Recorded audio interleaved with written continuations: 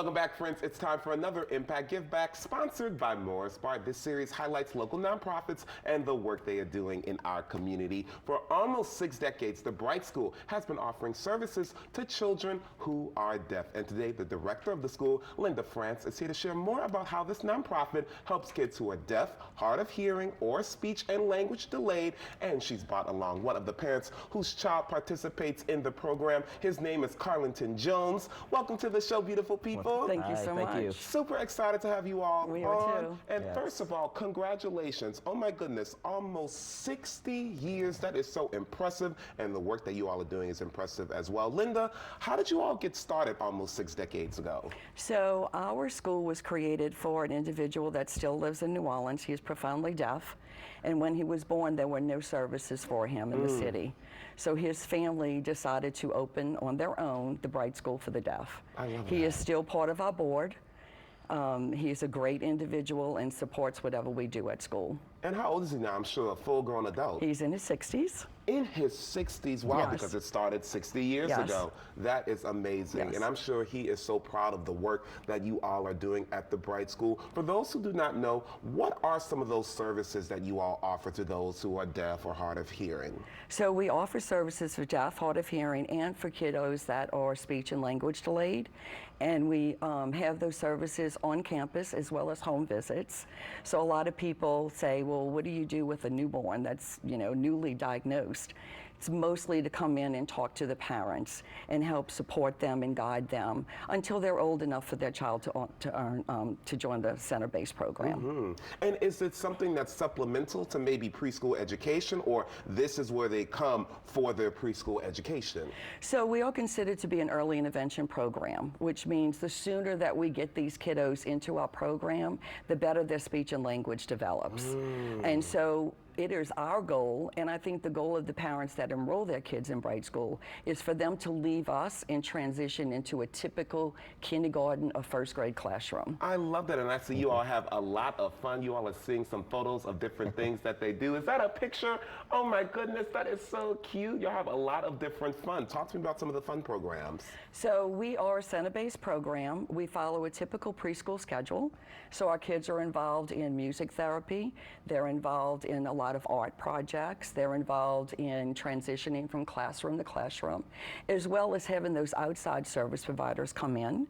So if they're in need of occupational therapy, physical therapy, speech and language therapy, those providers are also able to come into the campus and collaborate with us. That is so powerful, and we're about to talk to right now a parent who is benefiting from the Bright School. Yes. Carlington, I know you and your family are watching this right now. Hey family, look at him on the couch. Talk to me about your role to the Bright School.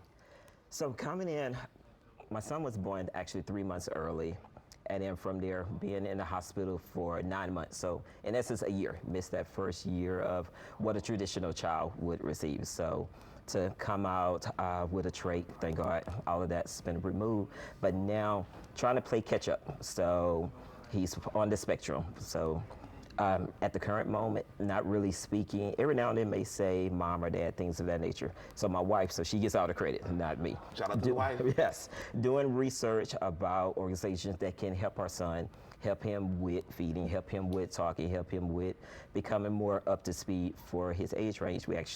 She discovered the Bright School. So from there, it's talking to Miss Linda, and not just Miss Linda, but the entire staff. Like they say, it takes a village.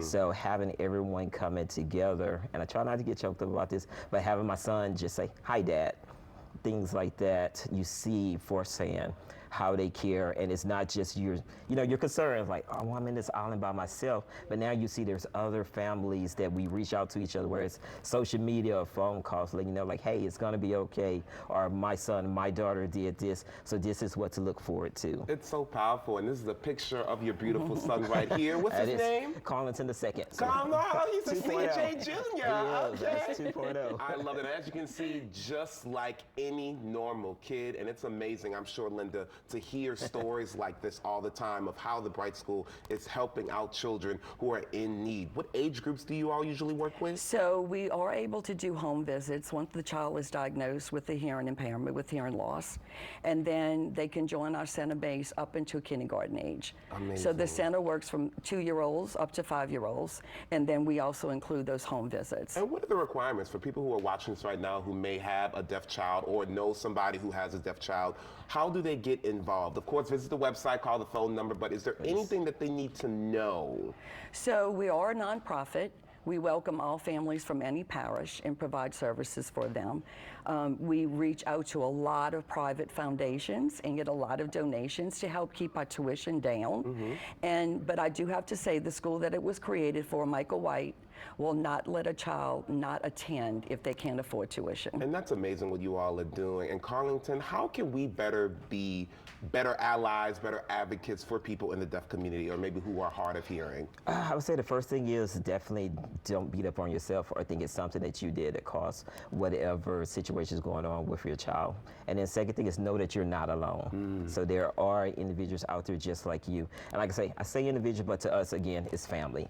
And it starts there and it ends with there. Reach out, get those resources that you need because they're out there.